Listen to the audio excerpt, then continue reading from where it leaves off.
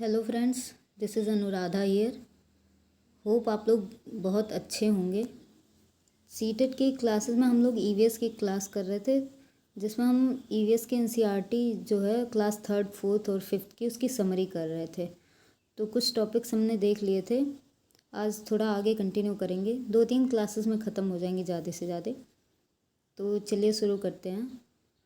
हमारा पॉइंट है from testing to digesting. एक चैप्टर है क्लास फोर्थ में शायद है, टेस्टिंग टू डाइजेस्टिंग। इसमें बताया गया है कि हमारा जो स्टमक का टेम्परेचर होता है वो अबाउट 30 डिग्री होता है। स्टमक का टेम्परेचर अबाउट 30 डिग्री होता है, याद रखिएगा। जो सीबीएसई वाले हैं ना, वो कुछ भी पूछ सकते हैं। पूरे एनसीईआरटी में से कहीं से भी कोई भी पॉइंट उठा लेंगे और पूछ लेंगे। Stomach juice is acidic in nature due to presence of HCl। जो हमारा स्टमक होता है उसका जो नेचर होता है वो एसिडिक होता है, क्योंकि स्टमक में HCl प्रेजेंट होता है। अब कुछ फूड आइटम्स दिए गए हैं, बताया गया कि उनमें जैसे कि हम स्टमक का जो इन्वायरमेंट है उसमें कितने टाइम में डाइजेस्ट करते हैं, और जो हमारा स्टमक के बाहर का इन्वायरमेंट है, यानी कि अगर हम वो इन्वायरमेंट बाहर क्रिएट कर रहे हैं तो कितना टाइम लगेगा डाइजेस्ट होने में। तो चलिए देखते हैं। पहला आइटम हमारा अनबॉयल्ड मिल्क। अनबॉयल्ड मिल्क को स्टमक में 2 घंटे 15 मिनट लगते हैं, और अगर हम उसको किसी ग्लास में बाहर वही इन्वायरमेंट देकर डाइजेशन करा रहे हैं तो 4 घंटे 45 मिनट लगते हैं। और बॉयल्ड मिल्क को 2 घंटे स्टमक में लगते हैं और 4 घंटे 15 मिनट बाहर के इन्वायरमेंट में लगते हैं।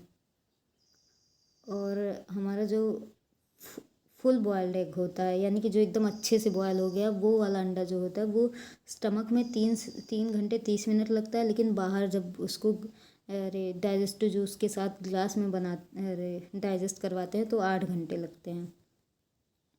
फिर हाफ बॉयल्ड एग को 3 घंटे स्टमक में और 6 घंटे 30 मिनट बाहर के इन्वायरमेंट में।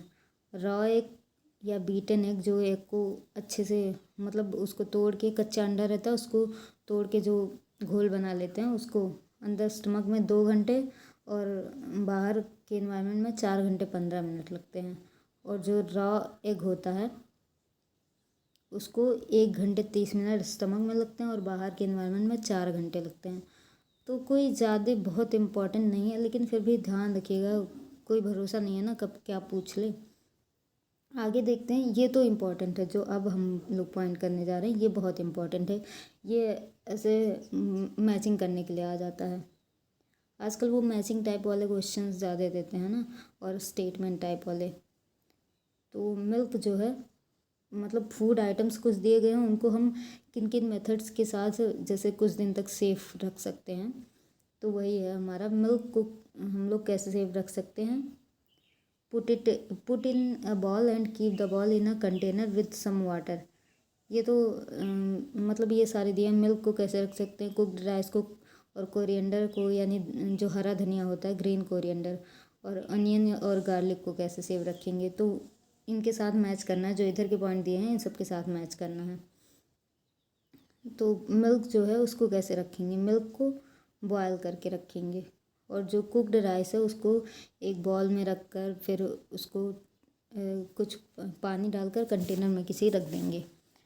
और जो हरा धनिया है उसको wrap in a damp cloth, और अनियन और गार्लिक को keep it in a dry and open place. तो ध्यान रखिएगा इन सब पॉइंट को। आगे देखते क्या हमारा पॉइंट है। अत्रेयापुरम एक विलेज है, सॉरी टाउन है, वो आंध्र प्रदेश में है। अत्रेयापुरम आंध्र प्रदेश में है। और glass jars and bottles are dried well in the sun before filling them with pickles so that moisture would drain off and our pickles kept safe. जब अचार हम लोग बनाते हैं घर पे तो जनरली क्या करते हैं कि जो डिब्बा रहता है उसको अच्छे से बॉयल वाटर में हमें उबाल कर, मतलब गर्म पानी में उसको धोकर फिर उसको सुखाया जाता है धूप में, ताकि उसमें जो बैक्टीरिया वायरस जो भी लगे रहते हैं फंजाई वगैरह वो साफ़ हो जाए और पूरा मॉइस्चर अच्छे से ड्राई हो जाए, ताकि हमारा अचार ख़राब ना हो। Green chillies, tomato and potato. अब कुछ ये फूड आइटम्स दिए हैं, वो किन किन जगहों से आए हैं, किन किन देश के वासियों से। जैसे वो मतलब पॉलिनेशन होता है तो जानवर द्वारा ट्रांसफ़र होता है, वैसे बीज भी इधर से उधर, इस देश से उस देश ट्रांसफ़र होते हैं लोगों के द्वारा। Green chillies, tomato and potato south America से आए हैं। सॉरी, ध्यान रखिएगा, याद रखिएगा, ये सारी पॉइंट्स बहुत इंपॉर्टेंट हैं। Green chillies, tomato and potato south America से। कैबेज एंड पी यूरोप से आए हैं। कॉफ़ी बीन्स और भिंडी अफ्रीका से आए हैं, सॉरी। और भिंडी इज़ ऑल्सो कॉल्ड ओकरा and methi is called fenugreek. ये पॉइंट ध्यान रखिएगा, भिंडी को ओकरा कहते हैं। पता नहीं इंग्लिश में कहते हैं कि, इंग्लिश में तो लेडी फिंगर कहते हैं, बाकी किस लैंग्वेज में कहते हैं पता नहीं है। मेथी को फेनुग्रीक कहते हैं। आगे पॉइंट देखते हैं। कुछ प्लांट्स ऐसे होते हैं जो कीड़े मकोड़ों को खाते हैं। वैसे जनरली देखें तो प्लांट तो अपना खाना खुद बनाते हैं सनलाइट के प्रेजेंस में, लेकिन कुछ जो होते हैं वो कीड़े मकोड़ों को ट्रैप करके अपने नाइट्रोजन की अवेलेबिलिटी को पूरा करने के लिए, मतलब उनको नाइट्रोजन चाहिए होता है, इसी कारण वो मतलब जानवरों को, यानी बैक्टीरिया वाला या छोटे छोटे कीड़े मकोड़े होते हैं उनको ट्रैप करके खा लेते हैं। तो वही दिया है, प्लांट विच हंट्स।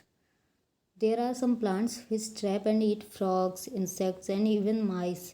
सोचिए, सिर्फ कीड़े मकोड़ों को ही नहीं खाते हैं, मेढक और इवन चूहों को भी खा लेते हैं। द पिचर प्लांट यानी नेपेंथीज, पिचर प्लांट को ही नेपेंथीज कहते हैं, is one such plant.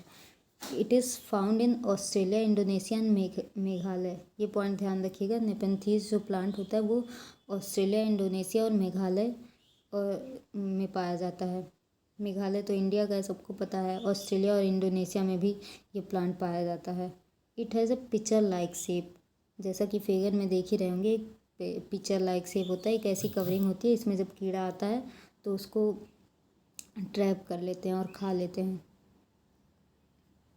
It has pitcher-like shape and the mouth is covered by a leaf. The plant has a special smell that attracts insect to it. ये जो plant होते हैं एक अलग से स्मेल छोड़ते हैं ताकि कीड़े मकोड़े इनकी तरफ अट्रैक्ट हों। When the insect lands on the mouth of the plant, they get trapped and cannot get out. What a clever way to hunt. कहा गया कि ये जो मतलब कीड़े होते हैं एक अलग से स्मेल छोड़ते हैं, तो फिर कीड़े नहीं, जो ये नेपेंथीज प्लांट होता है ये अलग से स्मेल छोड़ता है, तो कीड़े मकोड़े इसकी तरफ अट्रैक्ट हो जाते हैं और फिर ये उसको अपने ये जो कवरिंग है इधर से ट्रैप करके और खा लेते हैं। फिगर में दिखाया गया काफ़ी अच्छे से। आगे हम लोग देखते हैं क्या पॉइंट है। वेलक्रो जो एक चप्पल आता है, ये दिखाया गया है।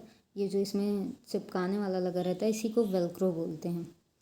This happened in 1948। One day George Mestral ही थे जिन्होंने वेलक्रो की खोज की थी। Came back from a walk with his dog. वो अपने कुत्ते को घुमाने लेके गए थे, वहाँ से जब वापस आए तो उन्होंने देखा कि उनके जो कुत्ता है उसके ऊपर कुछ सीड्स चिपके हुए हैं, उसके फर पर कुत्ते के। उन्हें बहुत आश्चर्य हुआ देखकर। वो उस सीड को निकाले और वहाँ जाके अपने माइक्रोस्कोप के नीचे उसको ऑब्जर्व किए तो देखे कि वो जो सीड था, जैसे ऐसे सीड था तो उसमें से ऐसे ऐसे ऐसे ऐसे ढेर सारे पॉइंट्स निकले हुए थे जो उस कुत्ते के फर में फंस गए थे। तो उनको एक आइडिया आया वेलक्रो बनाने का, और वही भाई कितना काम आ रहा है आज उनका वेलक्रो। हर जगह स्लीपर्स में, बैग्स में, सब जगह देखा जाता है, कहीं ना कहीं काम ही आते हैं।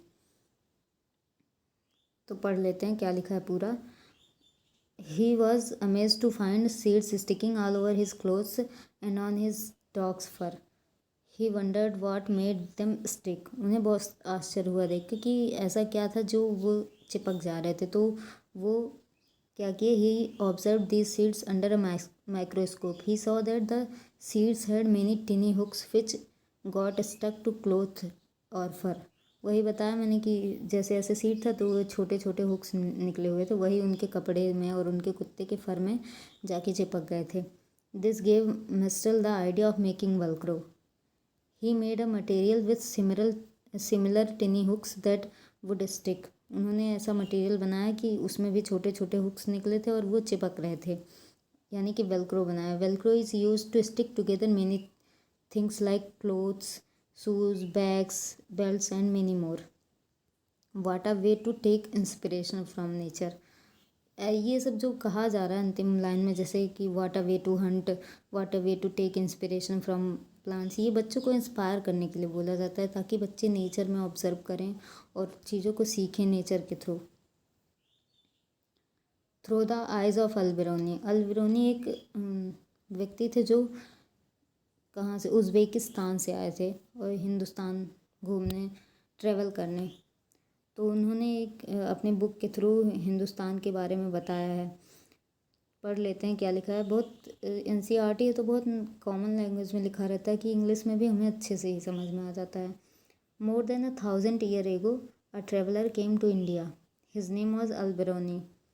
एक ट्रेवलर आया जिनका अल्बिरोनी नाम था। The place that he came from is now called Uzbekistan. पहले उसका नाम कुछ और था, लेकिन अब उसका नाम उज़्बेकिस्तान है। Alberuni carefully observe and noted down the details of all that he saw.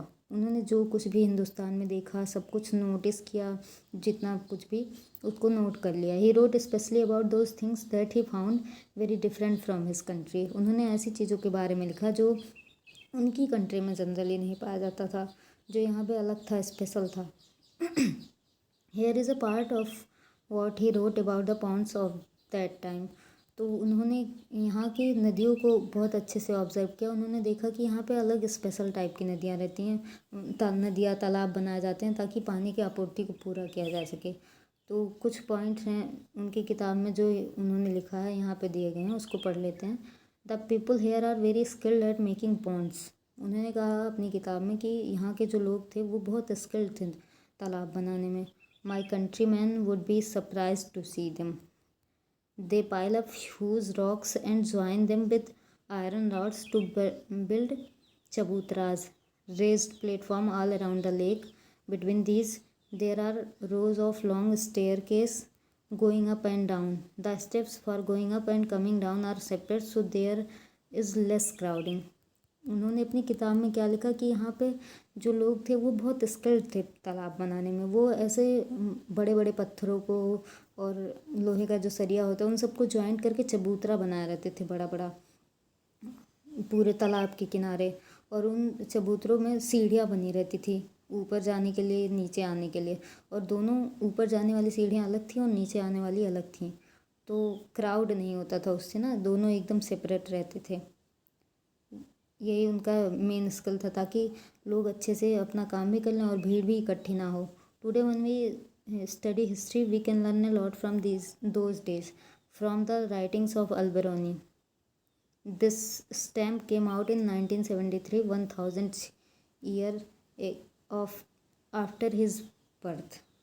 जो मतलब ऐसे इतिहास में बहुत सारे लोग ट्रैवलिंग के लिए आए थे और उनकी जो उन्होंने लिखा है उन सब से हमें हमारे देश के बारे में बहुत सारी पुरानी जो अब चीज़ें ख़त्म हो गई हैं उनके बारे में जानकारियाँ मिलती हैं। Gadisar is in Rajasthan, made by king Ghadsi of Jaisalmer. Gadisar जो है वो राजस्थान में है, जिसे घाटसी एक जगह है वहाँ, मतलब घाटसी एक राजा थे जैसलमेर के, उन्होंने बनवाया था। Ghadsi at the name of king and sar means lake. ये जो घाटसी सर है इसमें दो पॉइंट्स है, एक घाटसी और एक सार। सार का मतलब लेक होता है यानी झील, और घाटसी तो राजा का नाम था। घाटसी सर उन्होंने ही बनवाया था। आगे पॉइंट देखते हैं। Rain water collected in this lake Ghadsi sar which spread over many miles. जो बरसात का पानी होता था वो इस लेक में कलेक्ट किया जाता था और बहुत दूर, बहुत मीलों तक फैला है ये Ghadsi sar. It was made in such a way that when the lake was full the extra water flowed into another lake at a lower level. When that too filled up the water flowed into the next, this way all 9 lakes filled up. क्या होता था कि जैसे ये एक तालाब बना है तो इसके थोड़ा सा नीचे लेवल पे एक और बना है, ऐसे ऐसे करके पूरे 9 तालाब भरे थे। जब ये पहला वाला भर जाता था फिर उससे नीचे वाला, फिर उससे नीचे वाला, इस तरह पूरे 9 तालाब झील भरे रहते थे और वहाँ के लोगों को पानी की कमी नहीं होती थी। Beside Jaisalmer many places in Rajasthan get very little rainfall, so lakes and जुहाज were made to collect water, wells and bawdis still were made. जो राजस्थान सबको पता है डेजर्टेड एरिया, तो वहाँ पे बहुत कम बारिश होती है। जैसलमेर वगैरह में बहुत ज़्यादा कम होती है, और उसके आसपास के इलाकों में तो वहाँ पे लोग लेक्स और जुहार्स बनाते हैं, वेल्स और कुएँ यानी बावड़ी और स्टेप वेल बनाते हैं। पानी को जो रेन वाटर कभी बारिश हो जाए तो उसको इकट्ठा करके रखते हैं। Customs and festival related to water. अब कुछ ऐसे कस्टम्स हैं यानी कुछ मनौतियाँ और त्यौहार वगैरह हैं जो फेस्टिवल्स रिलेटेड हैं वाटर से। देखते हैं उत्तराखंड में, after getting married bride goes to the spring on the pond. यानी कि जो उत्तराखंड की महिलाएं होती हैं वो तालाब के पास जाती हैं और वहाँ पे पानी जल चढ़ाती हैं वहाँ के तालाब को। In cities, you can see an interesting form of this custom. The new bride worships the tap in her home. वहाँ तो शहरों में तो तालाब होते नहीं हैं, तो वहाँ के इस जो पानी से रिलेटेड फेस्टिवल कस्टम है इसको जारी रखने के लिए वहाँ पे टैप वाटर की पूजा की जाती है। अब आगे एक पॉइंट दिया है, think over it. In 1986 there was no rain in Jodhpur and the surrounding areas. 1983 में जोधपुर जो कि राजस्थान में है वहाँ पे बारिश नहीं हुई और आसपास के कई एरियाज़ में बारिश नहीं हुई। People remembered the old and forgotten step well, जिसको बावली कहते हैं, बावली बावड़ी कुछ भी कहते हैं स्टेप वेल को। They clean the step well and more than 200 tugs of garbage was taken out of it. जो उनकी बावली थी जो पुरानी थी, वो जब पानी की आपूर्ति होने लगी तो वो सब भूल गए उसके बारे में। लेकिन जब कई सालों तक मतलब कई दिनों तक कई महीनों तक बारिश नहीं हुई, पानी की कमी होने लगी, तब उन्हें याद आया। फिर वो सब लोग उसको सफाए तो उसमें कई ट्रक 200 ट्रक गार्बेज निकला वहाँ से। People of the area collected money, the thirsty town got water from step well. After a few years it rained well and again the step well was forgotten. लोगों ने इकट्ठा किया, उसकी साफ़ सफाई की, फिर स्टेप वेल से उनको पानी मिलने लगा। लेकिन जब अच्छे से पानी मिलने लगा, अच्छे से बारिश हुई, तो फिर लोग उसे भूल गए। The wells have dried up because, जो कुएँ हैं वो सूखते क्यों जा रहे हैं, इसका रीज़न क्या क्या है। Water is being pumped up from under the ground with the help of electric Motors. जो अंडरग्राउंड वाटर है उसको इलेक्ट्रिक मोटर की मदद से बहुत ज़्यादा निकाल लिया जा रहा है। इसी कारण जो अंडरग्राउंड वाटर है वो कम होता जा रहा है। The lakes in which rain water use to collect are no longer there. जो पहले के तालाब झील वगैरह हुआ करते थे जिसमें रेन वाटर कलेक्ट होता था, वो सब अब उसमें मिट्टी डाल दी जा रही है, बंद कर दिया जा रहा है सबको। The soil around trees and parks is now covered with cement. जो मतलब पेड़ वगैरह उनके आसपास का जो जगह है उसको सीमेंट से कवर कर दिया जा रहा है। जैसे पार्क वगैरह में देखा जाता है, पेड़ के आसपास की जगह सीमेंटेड कर दी जाती है। डेड सी के बारे में देख लेते हैं। All oceans and sea have salty water.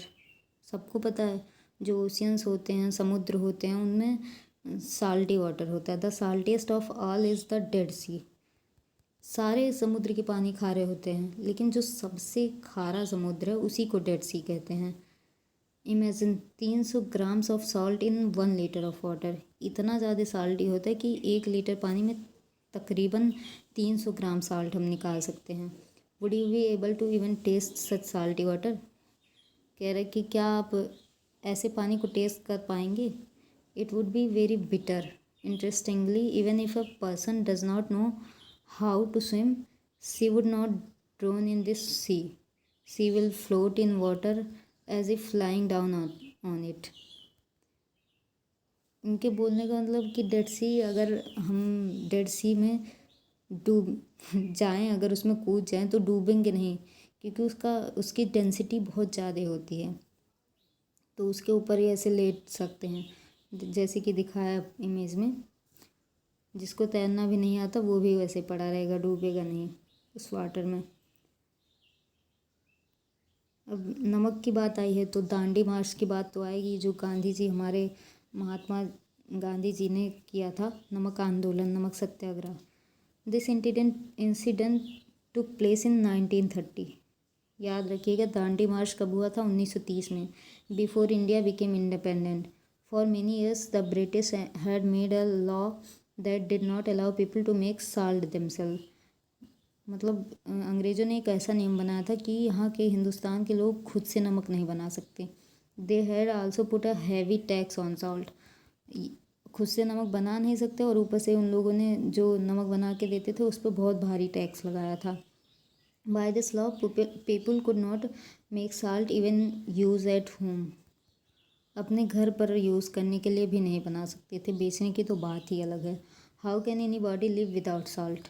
Gandhi ji said, how can a law not allow us to use freely what nature has given? Gandhi ji with several other people went on a yatra long walk from Ahmedabad to Dandi seashore in Gujarat to protest against this law. Gandhi ji ने बोला कि जो चीज़ हमें nature दे रही है उस पे कैसे ये लोग हमें रोक लगा सकते हैं। तो उन्होंने बहुत सारे लोगों के साथ मिलकर एक लंबी यात्रा की जो कि अहमदाबाद से दांडी तक थी। याद रखिएगा दांडी मार्च जो हुआ है वो मार्च 1930 में हुआ था और ये अहमदाबाद से दांडी तक हुआ था। दांडी जो कि गुजरात में ही है। अहमदाबाद भी गुजरात में है, दांडी भी गुजरात में, एक सी शोर है। वहाँ जाके इन्होंने नमक बनाया और नमक जो है उनका नमक कानून था उसको तोड़ा, खुद से नमक बनाया और अपने सत्याग्रह को पूरा किया। Do you know how salt it is made? The sea water is collected in shallow beds dug in the sand. Water is allowed to dry in the sun. After the water dries, the salt remain on the ground. क्या आपको पता है कि नमक कैसे बनाया जाता है? सी वाटर को लाया जाता है, उसको ऐसे फैला दिया जाता है धूप में। जब उस सारा पानी उड़ जाता है तो नमक नमक केवल बचता है, बस ऐसे नमक बनाया जाता है। तो सारे पॉइंट्स अच्छे से ध्यान रखिएगा क्योंकि एनसीईआरटी और एनसीईआरटी से कोई भी पॉइंट कहीं से भी कुछ भी पूछ सकता है। आज की क्लास में हम इतना ही करेंगे। अगर आपको चैनल पसंद आए तो प्लीज़ सब्सक्राइब कीजिएगा। वीडियो पसंद आए तो लाइक कीजिए, शेयर कीजिए और चैनल को प्लीज़ सब्सक्राइब कर लीजिए। आज की क्लास में इतना ही। धन्यवाद।